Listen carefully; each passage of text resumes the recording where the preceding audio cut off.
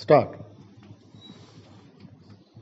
अध्यक्ष महोदय, मैं सदन का ध्यान इस ओर दिलाना चाहता हूँ कि जहाँ तक शिक्षा का संबंध है, इस बजट में उसके लिए कोई विशेष प्रावधान नहीं किया गया है। फिर मैं ऐसा भी नहीं चाहता हूँ कि अधिक से अधिक स्कूल खोले जाएं।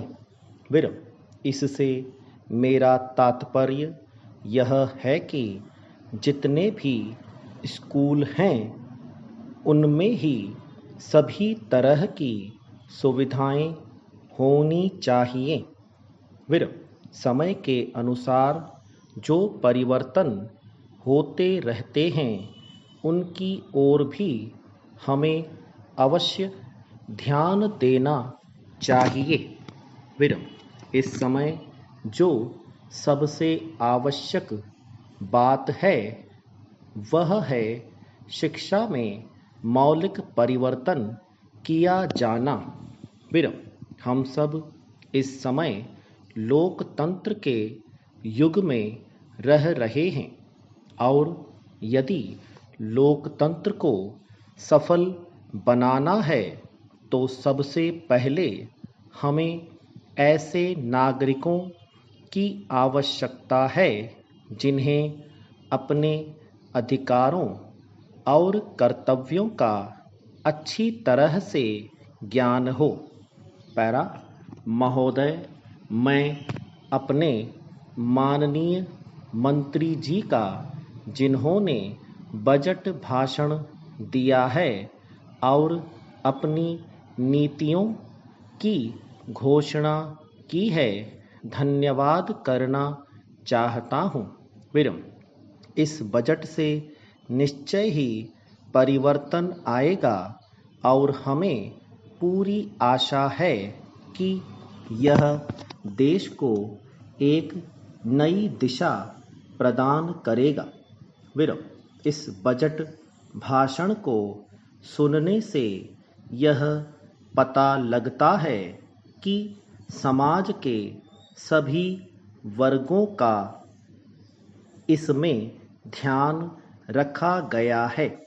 फिर भारत एक कृषि प्रधान देश है और मैं समझता हूँ कि इस बजट को तैयार करते समय यह पूरी कोशिश की गई है कि इससे ग्रामीण अर्थव्यवस्था को पूरा बल मिल सके।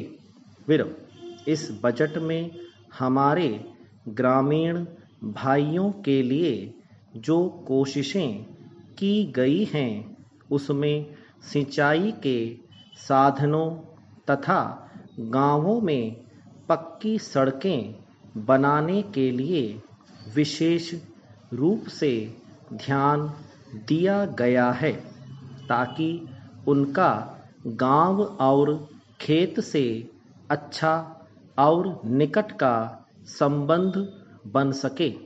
फिर इसके अतिरिक्त इस बजट में कुटीर उद्योगों और रोजगार के साधनों पर भी विशेष बल दिया गया है।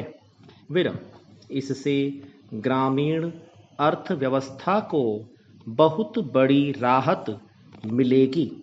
पैरा महोदय, इस अवसर पर मैं आपका ध्यान एक बात की ओर आकर्षित करना चाहता हूँ।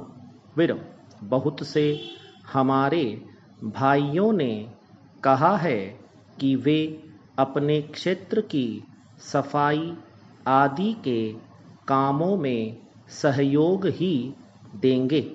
फिर मैं इससे अच्छी तरह परिचित हूँ कि राजनीतिक दल स्वास्थ्य के विषय में ध्यान रखते हैं क्योंकि यह एक बहुत ही आवश्यक काम है।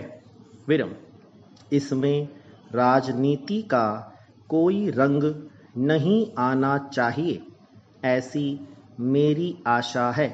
फिर मैं निवेदन करूंगा कि सदस्यों की जो समस्याएं हैं उनको ध्यान में रखते हुए नगर प्रशासन कोई ऐसी नीति बनाने का प्रयत्न करे जिससे नगर निगम से एक सहयोगपूर्ण वातावरण बना रहे, लेकिन इस वातावरण में राजनीति बिल्कुल न आने पाए। फिर हमारे सामने एक मंजिल हो कि हमें जनता का काम करना है, क्योंकि जनता के लिए हम चुनकर आए हैं। फिर इसमें किसी दल का कोई प्रश्न नहीं होना चाहिए। फिर एक और बात की ओर मैं सदन का ध्यान आकृष्ट करना चाहता हूँ। फिर बेसहारा महिलाओं के लिए भी इस बजट में प्रावधान किया जाना चाहिए। फिर उनको आर्थिक रूप से स्वतंत्रता प्राप्त हो। स्टॉप।